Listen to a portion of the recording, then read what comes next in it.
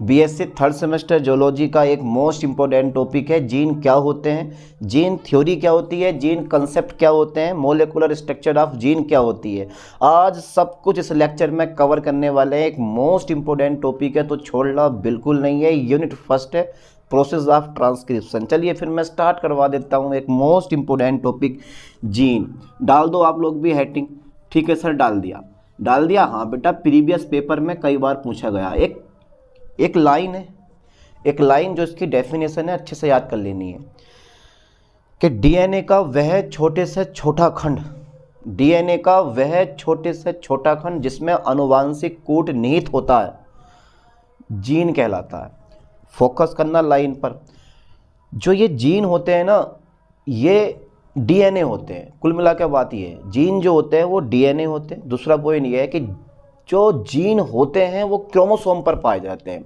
ये 3 पॉइंट ऐसे हैं जो आपको पूरे नंबर दिलवा कर जाएंगे, और बढ़िया करके इन्हीं 3 पॉइंट को स्टार्टिंग में लिख दो।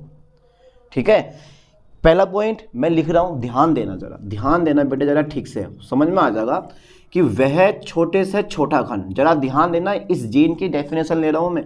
ठीक है, डीएनए का, किसका बेटा, डीएनए का, क्योंकि मैंने बोल दिया कि जीन डीएनए ही तो होते हैं, यानी कि डीएनए का वह, ठीक है, यानी कि जीन डीएनए का वह छोटे से छोटा खंड, डीएनए का वह छोटे से छोटा खंड। ओके, डीएनए का वह छोटे से छोटा खंड। ठीक है सर, डीएनए का वह छोटे से छोटा खंड जिसमें आनुवांशिक कूट, फोकस करें लाइन पर, जिसमें आनुवांशिक, ओके सर, जिसमें आनुवांशिक, ओके, कूट निहित होते हैं, कूट निहित होता है, ऐसा लिख दो, कोई दिक्कत नहीं है। यानी कि डीएनए का वह छोटे से छोटा खंड जिसमें आनुवांशिक कूट निहित होता है, क्या कहलाता है, हमारा जीन कहलाता है। ठीक है, एम राइट। ओके, जीन कहलाता है। ठीक है, कहलाता है। बहुत सिंपल सी परिभाषा है जिसको आप बड़ी आसानी से याद भी कर लोगे। ठीक है, एक सिंपल सी परिभाषा जिसको आप बड़ी आसानी से याद कर लोगे। ठीक है, अच्छा, जीन जो होता है वो डीएनए होते हैं, याद कर लो ठीक से। जीन जो होता है वो डीएनए ही होता है, या आप बोल सकते हो जीन डीएनए से बना होता है। ओके। अबे डीएनए के तो खंड है जीन, है, जीन जो होता है, जीन वो डीएनए से बना होता है। जीन डीएनए से बना होता है। ये बहुत ही इंपॉर्टेंट लाइन है, 2 बना होता है। ठीक है, अच्छे से लिख के आना, बना के समझदार तरीके से। चलिए, अच्छा, एक चीज़ और है, जीन होता कहाँ है, जीन क्रोमोसोम पर पाया जाता है। अब कहाँ पाया जाता है, कैसे पाया जाता है, वो अभी आगे देखेंगे। फिलहाल जो मैंने बोला ना कि 3 पॉइंट वेरी इंपॉर्टेंट है और ये लिख के ही आने हैं। ठीक है, जीन जो होता है वो क्रोमोसोम पर पाया जाता है। ठीक है, जीन कहाँ पाया जाता है बेटा, क्रोमोसोम, ये नहीं कि क्रोम पर पाया जाता, क्रोमोसोम पर पाया जाता है। ठीक है, जीन क्रोमोसोम पर पाया जाता है। ठीक है, एम राइट, पाया जाता है। अब कहाँ पाया जाता है वो सब देखेंगे, घबराओ मत अभी। फिलहाल जीन क्रोमोसोम पर पाया जाता है। अच्छा, ठीक है, एक चीज़ मैं आपको और बता दूं, सेलेजिनोस्की और स्टेनले 2 साइंटिस्ट हैं जिन्होंने एक डेफिनेशन दी, और उस डेफिनेशन का नाम यह है कि जीन एक बेलनाकार छड़ के समान सूक्ष्म इकाइयाँ हैं जो क्रोमोसोम के क्रोमोनेमेटा पर लीनियर ऑर्डर में स्थित होते हैं। ठीक है, चलिए पहले ये डेफिनेशन लिख दूं क्योंकि लिख के चीज़ समझ में आ जाती है। साइंटिस्ट कौन से हैं, दीवाने साइंटिस्ट, सेलेजिनोस्की। ओके, सेलेजिनोस्की। क्या नाम दे रखे हैं यार, इनके नाम लिखने में भी दिक्कत पड़े है। स्टेनले, ठीक है, स्टेनले, ठीक है, के अनुसार बहुत इंपॉर्टेंट डेफिनेशन है, बहुत इंपॉर्टेंट डेफिनेशन है, क्योंकि ये डेफिनेशन जो है ना बिल्कुल रियल वाली दी गई है। ये तो डेफिनेशन समझ में आए या ना आए, लेकिन जो ये है ना, यानी कि सेलेजिनोस्की तथा स्टेनले के अनुसार, ये बहुत इंपॉर्टेंट डेफिनेशन है कि जो जीन्स होते हैं ना, हमारे जीन्स जो होते हैं वो बेलनाकार छड़ के समान, ये बहुत ही इंपॉर्टेंट लाइन है, बेलनाकार छड़ के समान, यानी कि सिलेंड्रिकल रोड लाइक, बेलनाकार छड़ के समान। ठीक है, सूक्ष्म इकाइयाँ होती हैं। कैसी होती हैं बेटा, सूक्ष्म इकाइयाँ हैं, सूक्ष्म इकाइयाँ हैं जो कहाँ होती हैं, जो क्रोमोसोम के, फोकस करो लाइन पर, जो क्रोमोसोम, ठीक है, जो क्रोमोसोम के क्रोमेनोमेटा, क्रोमोनेमेटा पर, ठीक है, लीनियर ऑर्डर में, लीनियर ऑर्डर में स्थित होती हैं, में स्थित होती हैं, ठीक है। बस यही डेफिनेशन तो है, यानी कि जीन्स जो होते हैं बेलनाकार छड़ के समान सूक्ष्म इकाइयां हैं जो क्रोमोसोम के क्रोमेनोमेटा यानी कि क्रोमोनेमेटा पर लीनियर ऑर्डर में स्थित होती हैं। तो ये एक छोटी सी डेफिनेशन आ जाती है, तो ये अच्छे से पेपर में लिख के आना। अब एक चीज़ और, जो ये जीन्स शब्द है ना, ये किसने दिया आपको? ये मैंने थोड़ी ना दिया। जीन्स शब्द का सर्वप्रथम प्रयोग जो करा ना, वो करा था जॉनसन ने। ध्यान देना, किसने? जॉनसन ने 1909 में किया था। इसको याद कर लो ठीक से, इसको याद कर लो कि जीन शब्द जो होता है ना, जीन शब्द का सर्वप्रथम प्रयोग, जीन शब्द का सर्वप्रथम प्रयोग, ठीक है, सर्वप्रथम प्रयोग जो किया था, जीन शब्द का सर्वप्रथम प्रयोग, ठीक है, 1909 में, ठीक है, जॉनसन ने किया था। याद करो ठीक से, जोहन सन ने किया था, ठीक है, जॉनसन ने किया था, ठीक है, जॉनसन ने किया था। क्या तो बहुत शानदार नाम है, बहुत शानदार नाम है, ये याद करो। 1909 की बात है जब पहली बार जीन वर्ड आया। उससे पहले जानते थे कारक, क्योंकि इसकी खोज जो की थी ना जीन की, वो 1865 में ग्रेगर जॉन मेंडल ने कर चुके थे और नाम दिया था इसको कारक, और बताया था कि यही वो कारक है जो अनुवांशिक लक्षणों को एक पीढ़ी से दूसरी पीढ़ी तक लेकर जाता। कब की बात है? 1865 में। तो ध्यान देना, जीन शब्द का सर्वप्रथम प्रयोग 1909 में जॉनसन ने किया था, और ग्रेगर जॉन मेंडल ने, यानी कि मेंडल शॉर्ट में लिख दे जाऊँ मैं, ठीक है, मेंडल ने सन 1865 में जीन की खोज की थी, जीन की खोज की थी। अब मैंने ये ऊपर नीचे लिख दिया, चलो कोई दिक्कत नहीं है, आप ऊपर नीचे कर लेना इनको। पहले ये लिख लेना, मेंडल ने 1865 में, ग्रेगर जॉन मेंडल, पूरा लिख लो, ग्रेगर जॉन मेंडल। तो ग्रेगर, तो GREGOR, Gregor John JOHN, Gregor John Mendel ने सन 1865 में जीन की खोज की थी, समझ गए। और 1909 में जॉनसन ने जीन शब्द दिया था। ओके, तो ऊपर नीचे कर लेना, कोई दिक्कत नहीं, मैंने ऐसे रहने दो। चलिए, अब जो है मेन चीज़ अब आती है इसकी। तो ये तो एक बेसिक कंसेप्ट हो गया किसका? जीन का, कि जीन रियलिटी में होता क्या है। अब अगर तुम बात करोगे ना जीन थ्योरी की, तो जीन थ्योरी जो होती है, क्योंकि यार ये हर एक चीज़ आपको हेडिंग डाल के अच्छे से पेपर में लिख के आना, तभी आपको नंबर मिलने वाले हैं। तो 1914 में मॉर्गन एक साइंटिस्ट का नाम है, लाइन पे ध्यान देना। मॉर्गन ने जीन थ्योरी को प्रस्तुत किया और दो चीज़ें दी, कि यानी कि 2 पॉइंट बताए। अब कौन कौन से वो देखो, ठीक है, यानी कि मैं लिख दे रहा हूँ, मॉर्गन, ठीक है, मॉर्गन ने जीन थ्योरी, मॉर्गन ने जीन थ्योरी, ओके, मॉर्गन ने जीन थ्योरी का प्रतिपादन किया, ठीक है, प्रतिपादन किया, जिसके अनुसार, लाइन पे फोकस करना, बस ज़्यादा नहीं, 2 पॉइंट लिखवाने वाला हूँ इसमें, जिसके अनुसार, फिर बाद में हम जीन कंसेप्ट में लिखेंगे, जिसके अनुसार, ठीक है, प्रत्येक क्रोमोसोम में, ध्यान देना, प्रत्येक क्रोमोसोम में अनुवांशिक इकाइयां होती हैं जिन्हें हम जीन कहते हैं। पहला पॉइंट ये था कि प्रत्येक क्रोमोसोम में, फोकस करना लाइन पर, प्रत्येक क्रोमोसोम में, क्रोमोसोम मतलब गुणसूत्र में, प्रत्येक क्रोमोसोम में, ठीक है, अनुवांशिक इकाइयां होती हैं, यानी कि प्रत्येक क्रोमोसोम में क्या होती हैं? अनेक अनुवांशिक इकाइयां होती हैं। प्रत्येक क्रोमोसोम में, चलो अनेक कर दो, कोई दिक्कत नहीं है, प्रत्येक क्रोमोसोम में अनेक अनुवांशिक इकाइयां होती हैं, ठीक है, अनुवांशिक इकाइयां होती हैं। प्रत्येक क्रोमोसोम में अनुवांशिक इकाइयां, अनेक अनुवांशिक इकाइयां होती हैं, जिन्हें जीन कहते हैं, ओके, जिन्हें जीन कहते हैं। चलिए, एक लाइन और दी है इन्होंने कंसेप्ट में, यानी कि इसमें जीन थ्योरी में, वो ये दी है कि क्रोमोसोम पर जीन जो होते हैं वो लीनियर ऑर्डर में स्थित होते हैं। ध्यान देना, क्रोमोसोम पर,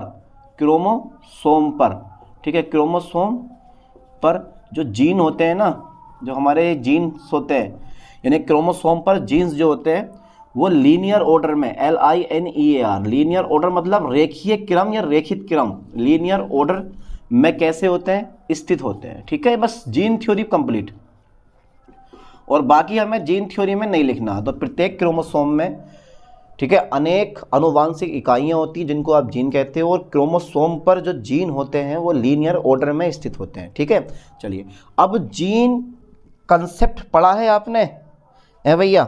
जीन कंसेप्ट पढ़ा है? नहीं पढ़ा ना? तो पढ़ो, जबरदस्ती पढ़ो, जबरदस्ती पढ़ो बेटा। डालो जरा heading gene concept. Okay sir, gene concept. तो ये जीन कंसेप्ट आपको काफ़ी कुछ बताकर जाएगा, ये बहुत इंपॉर्टेंट पॉइंट है। जीन कंसेप्ट जो है ना, very very most important point. अब देखो कितने साइंटिस्ट लोगों ने इसमें हाथ डाला। एक तो डाला सटन ने, और दूसरा डाला मॉर्गन ने, मुलर ने। ठीक है, चलो एक दो साइंटिस्ट और थे, वो भी देख लेंगे, क्यों? चलो लिखवाएं थोड़ा सा, पहले समझ जाओगे। तो जीन कंसेप्ट में 7 से 8 पॉइंट मुझे लिखवाने हैं। और जीन कंसेप्ट दिया किसने? पहले साइंटिस्ट का नाम याद करो, सटन पहला साइंटिस्ट, दूसरा ब्रिजेस, तीसरा मॉर्गन, चौथा मुलर। याद कर लो चारों साइंटिस्ट के नाम जिन्होंने जीन कंसेप्ट दिया, और इनके अनुसार 7 से 8 पॉइंटों में जीन कंसेप्ट हमारा फाइनल, और सब कुछ यही है। अबे यही तो है जीन कंसेप्ट। और क्या कंसेप्ट लोगे आप बताओ? और क्या कंसेप्ट लोगे? इसी में से पॉइंट छांट छांट के यहाँ पे लिख देना, समझ गए? बिल्कुल इजी है। पर साइंटिस्ट लोगों के नाम याद कर लो, डालना जीन कंसेप्ट, सटन याद करो पहला साइंटिस्ट, दूसरा ब्रिजेस, तीसरा मुलर, चौथा मॉर्गन ने जीन कंसेप्ट दिया, जिनके अनुसार 7 से 8 पॉइंट में ये जीन कंसेप्ट फाइनल हो जाता है। देखो तो Sutton, SUTTON, Sutton, Bridges, BRIDGES, Muller, ठीक है, मुलर एंड मॉर्गन ने जीन कंसेप्ट, ध्यान देना, जीन कंसेप्ट प्रस्तुत किया, जीन कंसेप्ट प्रस्तुत किया। ठीक है, जीन कंसेप्ट प्रस्तुत किया जिनके अनुसार, ठीक है, लाइन पे फोकस ध्यान देना, जिनके अनुसार। चलिए पहला नंबर मैं लेता हूं, जिनके अनुसार। पहला नंबर ये है कि जो जीन होते हैं ना, वो क्रोमोसोम पर होते हैं। कहाँ होते हैं? जीन क्रोमोसोम पर होते हैं। या आप पहला नंबर ले सकते हो, जीन जो होते हैं वो DNA से बने होते हैं। पहला नंबर देखो, वही नंबर मैंने बता नहीं रहा हूँ तुम्हें, ये तो बहुत ही मोस्ट पॉइंट है। जीन DNA से बने होते हैं, जीन DNA से बने होते हैं, पहला पॉइंट। अच्छा, दूसरा कंसेप्ट क्या है? जीन कहाँ पाए जाते हैं? जीन जो होते हैं ना, वो क्रोमोसोम, जो जीन होते हैं वो क्रोमोसोम पर पाए जाते हैं, क्रोमोसोम। ठीक है, जीन में जी बड़ा बना देना, पहला अक्षर है, कोई दिक्कत नहीं है, यहाँ पे आप जी बड़ा बनाना। जीन क्रोमोसोम पर पाए जाते हैं, ठीक है, पाए जाते हैं। अब एक पॉइंट और है, अगर आपको पहले यहाँ तक का स्क्रीनशॉट लो, जल्दी फास्टली ले लिया, स्क्रीनशॉट ले लिया, कर दें इसको इरेज, ठीक है। अरे बहुत सिंपल सा टॉपिक है जीन यार, इससे तो इजी टॉपिक भी तुम्हें नहीं मिलेगा। बहुत इजी थ्योरी मांगे चलो, बस आपको पॉइंट बाय पॉइंट अच्छे से समझते रहना है और लिखते रहना, अपने नोट्स बनाते रहने हैं, कहीं आपको बाहर से नोट्स की जरूरत नहीं है। चलिए अब देखते हैं आगे, जरा फोकस करना ठीक से। तो जीन क्रोमोसोम पर पाए जाते हैं, पहला पॉइंट मिल गया सर, जीन क्रोमोसोम पर पाए जाते हैं, हाँ यार। दूसरा पॉइंट ये होता है, जीन उत्परिवर्तन लाते हैं। उत्परिवर्तन का मतलब विभिन्नता, एक नई जाति की उत्पत्ति करने में जीन का महत्वपूर्ण योगदान होता है। जैसे ही जीन में उत्परिवर्तन होता है, एक नई जाति की उत्पत्ति हो जाती है। ये आपने पढ़ रखा 12th क्लास में। तो थर्ड नंबर एक ये है, थर्ड नंबर बेटा एक ये है, जीन उत्परिवर्तन लाते हैं। ठीक है, लाइन पर फोकस करना। जीन जो होते हैं ना, जीन जो होते हैं, जीन उत्परिवर्तन लाते हैं, जीन उत्परिवर्तन, ठीक है, लाते हैं, जीन उत्परिवर्तन लाते हैं। चलो अच्छा, फोर्थ नंबर जो होता है ना, फोर्थ नंबर जो है इसका, फोर्थ नंबर ये होता है। तो 3 पॉइंट तो हमारे ये हो गए, जीन DNA से बने होते हैं, जीन क्रोमोसोम पर पाए जाते हैं, ठीक है, जीन जो होते हैं वो उत्परिवर्तन लाते हैं। और एक चीज़ और है, यानी कि जीन क्रोमोसोम पर लीनियर ऑर्डर में स्थित होते हैं, ठीक है, यानी कि जीन जो होते हैं क्रोमोसोम पर, क्रोमोसोम पर जीन, ओके, क्रोमोसोम, ठीक है, क्रोमोसोम पर जो जीन होते हैं ना, जीन लीनियर ऑर्डर में, लीनियर ऑर्डर में स्थित होते हैं, ठीक है पॉइंट, स्थित होते हैं। चलो उत्परिवर्तन लाते हैं, लीनियर ऑर्डर में स्थित होते हैं। 5th नंबर हमारा ये आता है, अनुवांशिक लक्षणों को एक पीढ़ी से दूसरी पीढ़ी में ट्रांसफर करते हैं। लिखो लिखो लिखो, छोड़ो मत, अनुवांशिक लक्षणों को, अनुवांशिक लक्षणों को, ठीक है सर, अनुवांशिक लक्षणों को एक पीढ़ी से ओके सर, एक पीढ़ी से दूसरी पीढ़ी में, ठीक है, अनुवांशिक लक्षणों को एक पीढ़ी से दूसरी पीढ़ी में क्या करते हैं, ये ट्रांसफर करते हैं, समझ में आया पॉइंट? ये वाला बहुत इंपॉर्टेंट पॉइंट है, बहुत जबरदस्त। तो पहला पॉइंट, जीन डीएनए से बने होते हैं, जीन क्रोमोसोम पर पाए जाते हैं, जीन उत्परिवर्तन लाते हैं, क्रोमोसोम पर जीन लीनियर ऑर्डर में स्थित होते हैं, अनुवांशिक लक्षणों को एक पीढ़ी से दूसरी पीढ़ी में ट्रांसफर करते हैं। अच्छा 6 नंबर हमारा ये है, यानी कि जो जीन होते हैं ना हमारे, जीन जो होते हैं, जीन डिटरमाइन द, आप बोल सकते हो gene determine the functional characteristics of organism, यानी कि जीन जीवों की फंक्शनल कैरेक्टरिस्टिक्स को नियंत्रित करते हैं या निर्धारित करते हैं, ऐसे बोल सकते हो।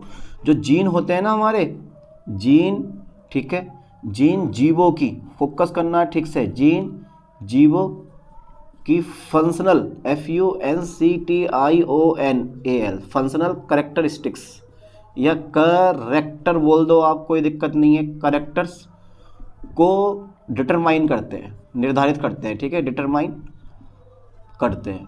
चलो सर ये भी लिख दिया एक point.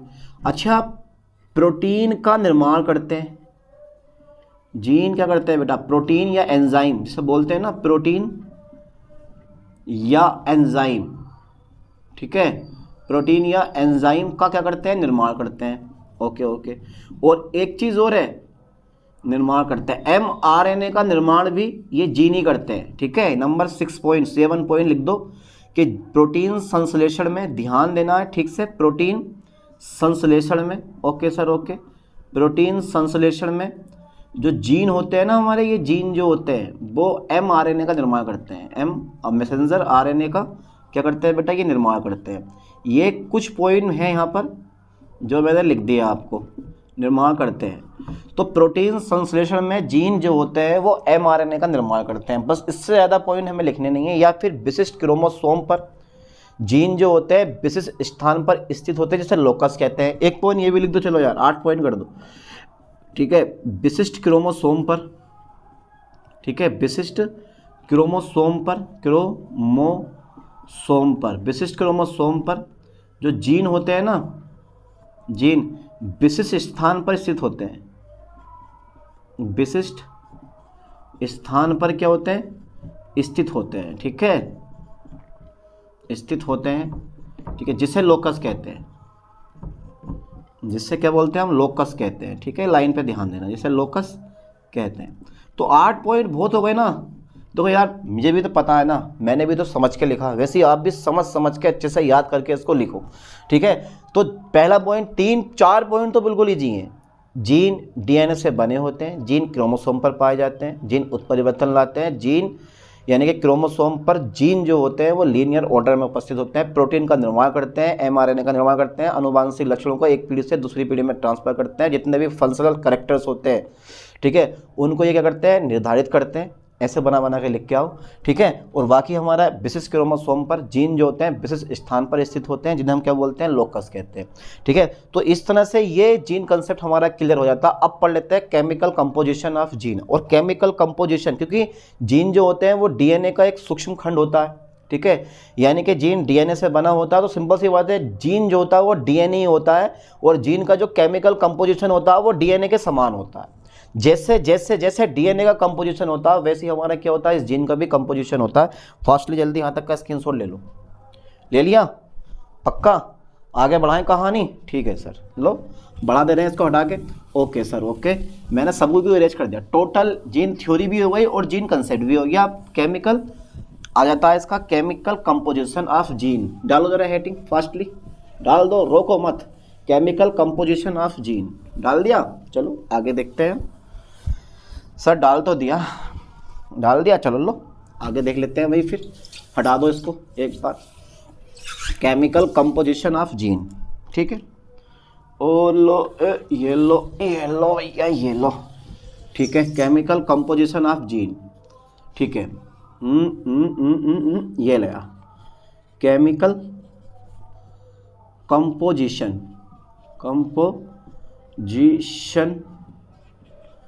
Chemical composition of gene. चलिए सर करवा दो। तो आपको पता होना चाहिए जो जीन होता है ना हमारा जीन, ठीक है, वो डीएनए का एक खंड होता है, ठीक है, एक खंड होता है। जीन जो होता है वो डीएनए का एक खंड होता है, ठीक है, यानी कि अर्थात आप लिख सकते हो अतः करके, यानी कि जीन डीएनए का एक खंड होता है। तो जीन का जो केमिकल कंपोजिशन होता है, जीन का जो केमिकल कंपोजिशन है, ठीक है, केमिकल कंपोजिशन है हमारा, कंपोजिशन डीएनए के समान होता है। डीएनए के कैसा होता है बेटा? समान होता है। चलो समान होता है, ओके।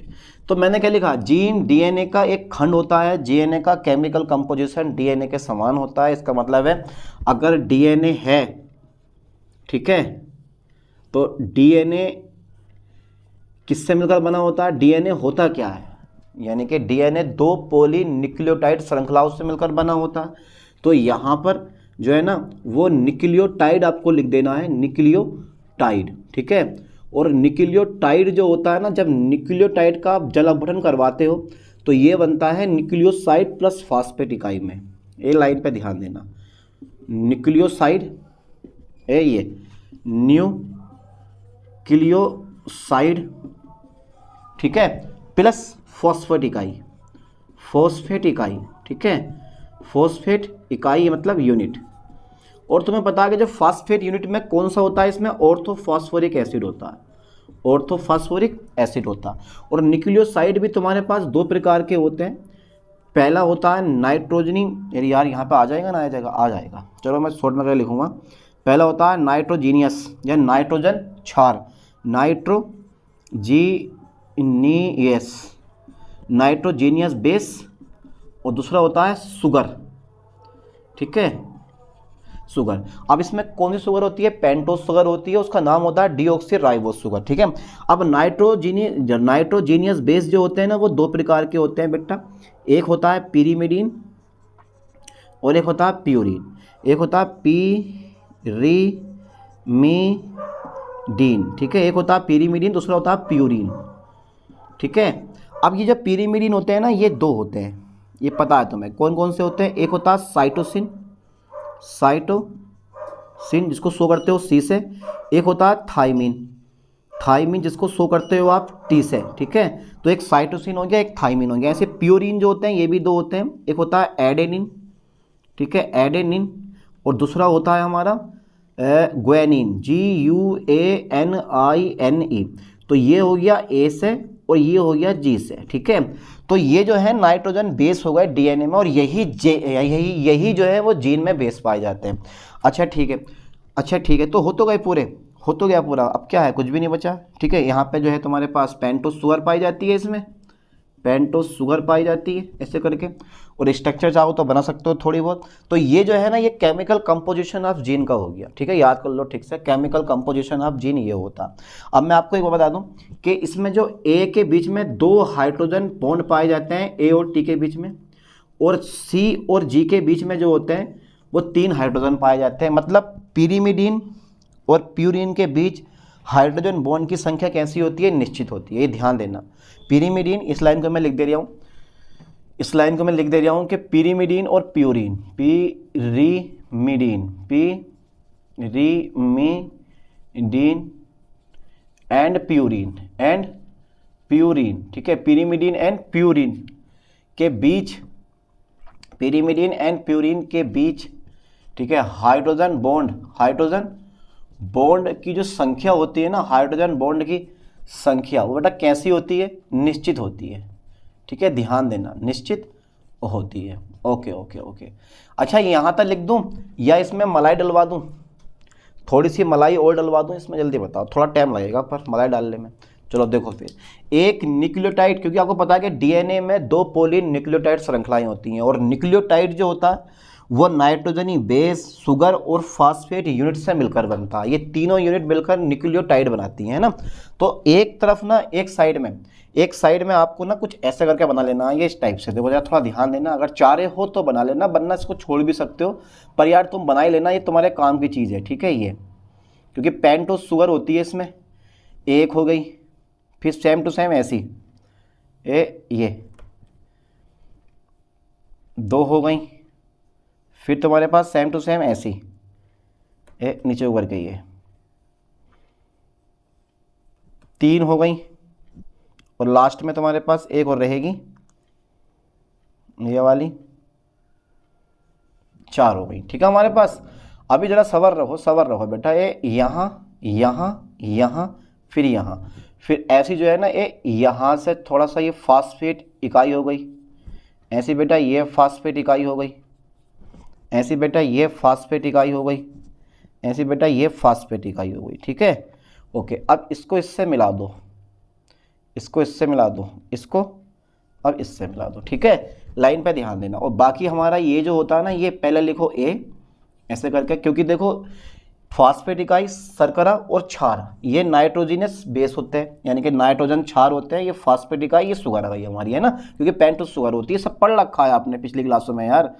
ए हो गया मेरे पास, फिर मेरे पास जी हो गया, फिर इधर को मेरे पास क्या हो जाएगा बेटा, टी हो जाएगा ये, और इधर को मेरे पास क्या हो जाएगा, फिर से मेरे पास ये जी आ जाएगा, ठीक है, ये ग्वेनिन आ गया, ठीक है। इस टाइप से मैंने बना दिया ये। और एक चीज़ और है, ये जो है ना ये वाली यूनिट, इसको मैंने 5' मान लेते हैं, और बाकी ऊपर को चलो ये ऐसे करके, तो ये चलेंगे हम कहाँ से, ये ऊपर को चलेंगे हम ये 3' से और 5' तक, ठीक है। अब इसमें थोड़ा सा उल्टा बनाना पड़ेगा संरचना को। ये तो हो गया हमारा, ध्यान देना। चलो पहले स्क्रीनशॉट ले लो उसका, ले लो फास्टली, जल्दी ले लिया, हटा दें इसको, हटा दिया। तो केमिकल कंपोजिशन बहुत इजी होता है, आराम से आप कर लोगे, कुछ भी नहीं होता, कुछ भी, ये ध्यान देना, कुछ भी नहीं होता इसमें। ओके ओके ओके ओके, कुछ है इसमें, जल्दी बताओ मुझे, केमिकल कंपोजिशन में कुछ है? कुछ भी नहीं है, एक सिंपल सा पॉइंट है, आराम से कवर कर लिया आपने। अब बस थोड़ा सा ये है, तो ये बना मेरे पास 1 न्यूक्लियोटाइड चेन, न्यूक्लियोटाइड, ये बेटा 1 न्यूक्लियोटाइड बन गया हमारा, ठीक है, ये बन गया हमारा 1 न्यूक्लियोटाइड। अब सेम टू सेम इधर को भी ऐसे लेना है, इसको ऐसे कर दो, ऐसे करके ये, अबे यार थोड़ा सा पास ही बना लो, इतनी दूर बनाने की जरूरत ही क्या है, ऐसे करके ये, ठीक है। फिर ये ऐसे बना लो ये, ठीक है। यहाँ पे आप बॉन्डिंग करो, ए और टी के बीच में बॉन्डिंग होती है, सी और जी के बीच में बॉन्डिंग होती है, टी और ए के बीच में बॉन्डिंग होती है, जी और सी के बीच में बॉन्डिंग होती है, ठीक है। अभी कौन सा बॉन्ड कहाँ बनेगा वो बाद में देख लेंगे, फिलहाल इसकी स्ट्रक्चर बनाओ ये। अब तुम्हें ना ये वाला चैन, ये वाला ऊपर कर देना और ये वाला नीचे, मतलब कुछ इस टाइप से आ जाएगा ये कुछ इस टाइप से आपका देखने मिल जाएगा, ठीक है। थोड़ा सा ऊपर का बना दो बढ़िया करके, ये इस टाइप से आपका अब ये देखने मिल जाएगा, ठीक है। ये फिर ऐसे करके ये उल्टा करके,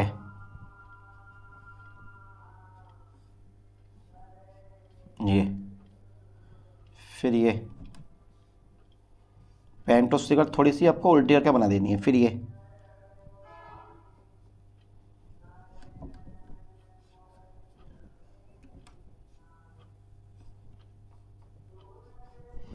बाकी यहाँ पे हमारा P इससे जुड़ेगा, फिर हमारा P फास्फेट का इससे, फिर हमारा P इससे जुड़ेगा, फिर हमारा ये वाला P ऐसे का ऐसे रह जाएगा, और बाकी इधर हमारा 3' होगा, और चलेंगे हम ऊपर से नीचे की ओर ऐसा करके ये, तो 5' हमारा नीचे की तरफ आ जाएगा, और ये आ जाएगा 3'OH, ठीक है, ये आ गया ऊपर को।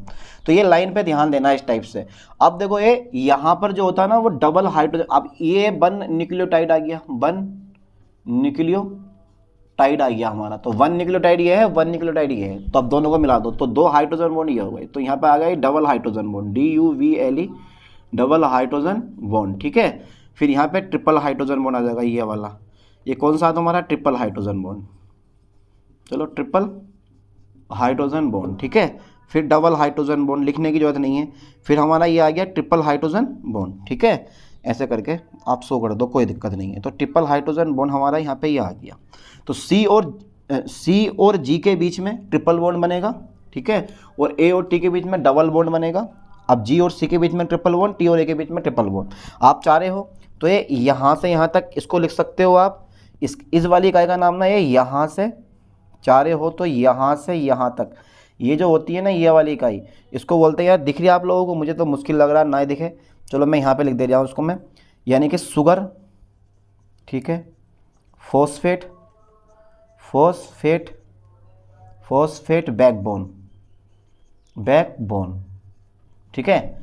अरे यार बैकबोन पूरा लिखो, पूरा लिखो, बैकबोन, बैकबोन, ठीक है। ऐसे ये वाला है, ऐसे ये वाला है, ये भी यही है, शुगर, फॉस्फेट, ठीक है, बैकबोन, पूरा लिख लियो यहाँ से यहाँ तक, ये ठीक है। आगे नहीं नीचे दिखेगा नहीं ना, इसलिए मैंने ऊपर लिख दिया।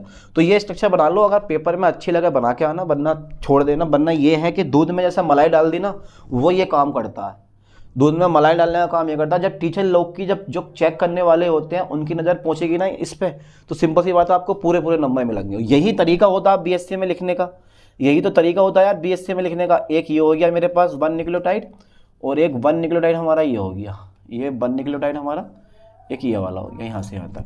तो 1 न्यूक्लियोटाइड एंड 1 न्यूक्लियोटाइड, ये क्या है, शुगर फास्फेट बैकबोन, ये भी शुगर फास्फेट बैकबोन, बीच में हमारे हाइड्रोजन बॉन्ड आ जाते हैं, ठीक है। मैंने क्या बोला, जैसे दूध में मलाई डाल के दूध पी लिया, वही वाला हिसाब है, बस दूध में मलाई डालने का काम करेगा ये, ठीक है। जल्दी फास्टली यहाँ तक का स्क्रीनशॉट लो। इसके बाद मैं करवाने वाला हूँ तुम्हें इसकी स्ट्रक्चर ऑफ जीन।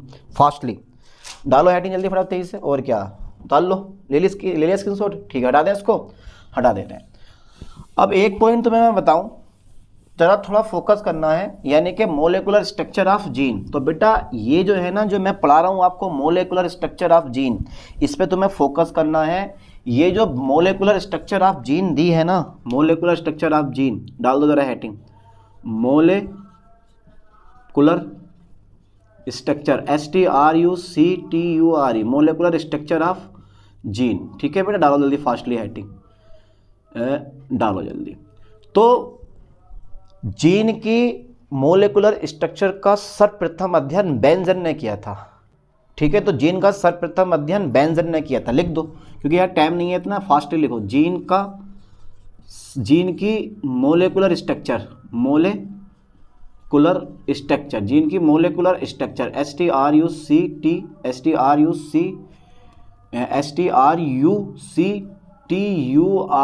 ठीक है। जीन की मोलेकुलर स्ट्रक्चर का अध्ययन जो किया था ना, अध्ययन वेंजन ने किया था। किसने किया था बेटा? वेंजन ने, ठीक है। लाइन पे ध्यान देना, वेंजर ने किया था, याद करो, वेंजन ने किया था। और इनके अनुसार जीन की इन्होंने डेफिनेशन दी। जीन क्या होता है? जीन डीएनए की छोटी इकाई होती है जिसमें कई प्रकार की क्रियात्मक इकाइयां होती हैं, ठीक है। लाइन पे ध्यान देना, इनके अनुसार जो जीन होता है ना हमारा, इनके अनुसार जीन, ठीक है, डीएनए की, ओके, डीएनए की छोटी इकाई होती है, डीएनए की छोटी इकाई होती है। जीन डीएनए की छोटी इकाई होती है, डीएनए की छोटी इकाई होती है, ओके सर, ओके। इनके अनुसार जीन डीएनए की छोटी इकाई होती है। अरे लिखो सही करके यार, इनके अनुसार जीन डीएनए की छोटी इकाई होती है, ठीक है, जिसमें कई प्रकार की, फोकस करें, जिसमें कई प्रकार की, ठीक है, इकाइयाँ निहित होती हैं। कई प्रकार की क्या होती है बेटा? इकाइयाँ, जिसमें कई प्रकार की क्रियात्मक इकाइयाँ होती हैं, क्रियात्मक इकाइयाँ होती हैं, जिनमें कई प्रकार की क्रियात्मक इकाइयाँ होती हैं। अच्छा एक चीज़ और है, कमिंग ने भी इसकी, कमिंग जो है ना, एक साइंटिस्ट का नाम है पैट कमिंग्स, नहीं कि क्रिकेटर पैट कमिंग्स पहुंच गए हम, कमिंग होते हैं, कमिंग के अनुसार, लाइन पे फोकस करना, साइंटिस्ट हैं ये भी। कमिंग के अनुसार जीन का जो समूह होता है ना, जीन का एक समूह, ठीक है, एक क्रोमोमियर कहलाता है, क्रोमोमियर कहलाता है, ठीक है, जीन का कहलाता है। जीन का एक समूह एक क्रोमोमियर कहलाता है, जिसमें निम्नलिखित इकाइयाँ होती हैं, जिसमें निम्नलिखित इकाइयाँ होती हैं। टैब नहीं है भाई जिसमें निम्नलिखित इकाइयाँ, पढ़ाना भी है अभी यार 12th वाले बच्चों को, जिसमें निम्नलिखित इकाइयाँ होती हैं। ठीक है, चलिए पहली जो इकाई होती है ना, फर्स्ट इकाई जो होती है वो होती है रिकॉन। याद करो ठीक से, कौन सी होती है? रिकॉन। और रिकॉन जो होती है वो डीएनए की सबसे छोटी इकाई होती है, यानी कि रिकॉन जो है, रिकॉन वो डीएनए की, ठीक है सर, डीएनए की सबसे छोटी इकाई होती है, इससे छोटा कुछ नहीं, सबसे छोटी इकाई होती है, सबसे छोटी इकाई होती है, इकाई होती है। अच्छा, यानी कि रिकॉन जो होती है वो डीएनए की सबसे छोटी इकाई होती है। सर करती क्या है? क्रॉस ओवरिंग, यानी कि क्रॉस ओवरिंग के दौरान, ठीक है, जब क्रॉस ओवर होता है ना तो क्रॉस ओवर के दौरान, ठीक है, ये एक्सचेंज करती है। ठीक है, यानी कि ये जो होती है ये है, ठीक है, क्रॉस ओवर के दौरान, जब क्रॉस ओवर होता है ना, क्रॉस ओवर के दौरान, ठीक है, क्रॉस ओवर के दौरान एक्सचेंज होती है। क्रॉस ओवर के दौरान क्या होती है बेटा? ये एक्सचेंज होती है। ठीक है, ये लाइन पे फोकस करना। क्रॉस ओवर के दौरान क्या होती है? एक्सचेंज होती है। दूसरा नंबर आता है मेरे पास, दूसरा नंबर आता है तुम्हारे पास म्यूटन, यानी कि म्यूटन आता है, म्यूटन। चलो बेटा ये म्यूटन क्या होता है, या म्यूटोन बोल दो, कोई दिक्कत नहीं है। म्यूटोन क्या होता है? ये तो ये जो होती है डीएनए की ऐसी इकाई होती है जिसके द्वारा उत्परिवर्तन हो सकता है। ठीक है, यह है डीएनए की, ओके, ये डीएनए की ऐसी इकाई होती है, यह डीएनए की ऐसी इकाई होती है, ठीक है, जिसके द्वारा, ओके, जिसके द्वारा उत्परिवर्तन हो सकता है। जिसके द्वारा क्या हो सकता है बेटा? उत्परिवर्तन हो सकता है, उत्परिवर्तन हो सकता है। तीसरी होती है सिस्टोन। क्या होती है बेटा? सिस्टोन। डाल दो हेडिंग जल्दी फास्टली। तीसरी कौन सी होती है? सिस्टोन। डालो जल्दी फटाफट तेजी से। तीसरा नंबर डाल दो, सिस्टोन। लोसल डाल दिया, सिस्टोन। अब ये सिस्टोन क्या होता है यार? ये जो सिस्टोन होता है ना, ये होता है, सिस्टोन डीएनए की सबसे बड़ी इकाई होती है जो प्रोटॉन संश्लेषण के निर्माण में भाग लेती है। ठीक है, यानी कि ये जो होती है ये जो होती है यह, ठीक है, यह डीएनए की, ओके, ये डीएनए की सबसे बड़ी इकाई होती है। ये डीएनए की सबसे बड़ी इकाई होती है, सबसे बड़ी इकाई होती है। याद करो ठीक से, ये डीएनए की सबसे बड़ी इकाई होती है। ठीक है, ये डीएनए की सबसे बड़ी इकाई होती है जो प्रोटीन संश्लेषण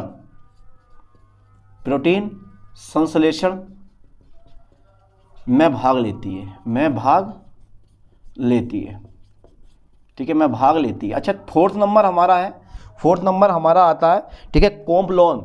तो ये जो होती है ना वो सिस्टोन की पूरक इकाई कहलाती है, कॉम्प्लोन। ठीक है बेटा, कॉम्प्लोन यह, ठीक है, यह सिस्टोन की, लाइन पे ध्यान देना, यह सिस्टोन की पूरक इकाई कहलाती है, पूरक इकाई कहलाती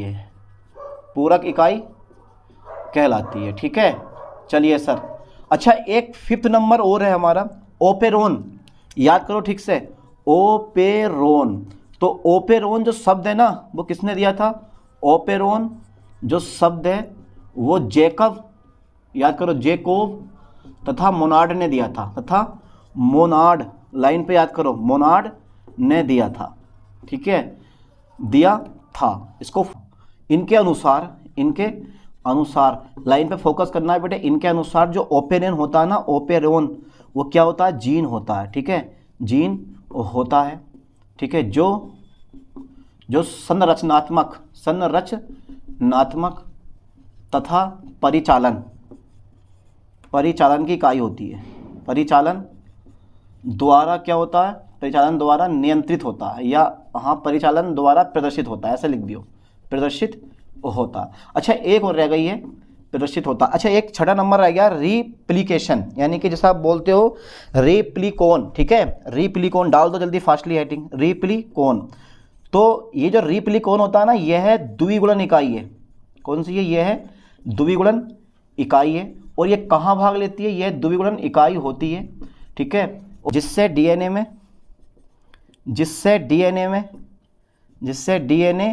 में क्या होता है? द्विगुणन होता है, जिससे डीएनए में द्विगुणन होता है। तो इस टाइप से हमने इसकी मोलेकुलर स्ट्रक्चर, आप जीन भी देख लिया। तो मेनली पॉइंट क्या है? आपको हेडिंग याद करनी है, रिकॉन सबसे छोटी इकाई है, म्यूटोन और सिस्टोन, ठीक है, कॉम्प्लोन, ओपेरोन एंड रिप्लिकोन। तो ये कितने हेडिंग हो गए हमारे? 6। 6 के 6 हेडिंग आपको अच्छे से याद कर लेना। स्ट्रक्चर मुझे बनानी थी, समय नहीं बचा है, ठीक है, क्योंकि मुझे दूसरा बैच पढ़ाना है ऑफलाइन में, ठीक है। तो मैं एक डायग्राम बना रहा हूँ, यानी कि दे रहा हूँ, देखो इसी से आप अच्छे से ये डायग्राम बना के पेपर में आना, ठीक है। तो पूरा जीन मैंने यहाँ पर कंसेप्ट, यानी कि पूरा जीन मैंने यहाँ आपको पढ़ा दिया है। तो कोई भी इसमें से जितने भी टॉपिक पढ़ाए, चाहे वो जीन थ्योरी है, जीन कंसेप्ट है, आप केमिकल कंपोजिशन है, या उसकी स्ट्रक्चर है, तो कुछ मत छोड़ना, ठीक है। ये स्ट्रक्चर बड़ी ज़रूरी होती है, आपसे शॉर्ट क्वेश्चन में भी अलग से ये स्ट्रक्चर आपसे पूछ सकता है। तो सबसे मेनली पॉइंट आपको हेडिंग याद होनी चाहिए। थ्योरी तो आप खुद भी लिख दोगे थोड़ी बहुत बना के, मेनली पॉइंट ये है कि हेडिंग और डायग्राम मैं दे दूंगा आपको कि ऐसे करके आपको डायग्राम बना के आना, ठीक है। चलो मिलते हैं नेक्स्ट वीडियो में नेक्स्ट लेक्चर के साथ। थैंक्स।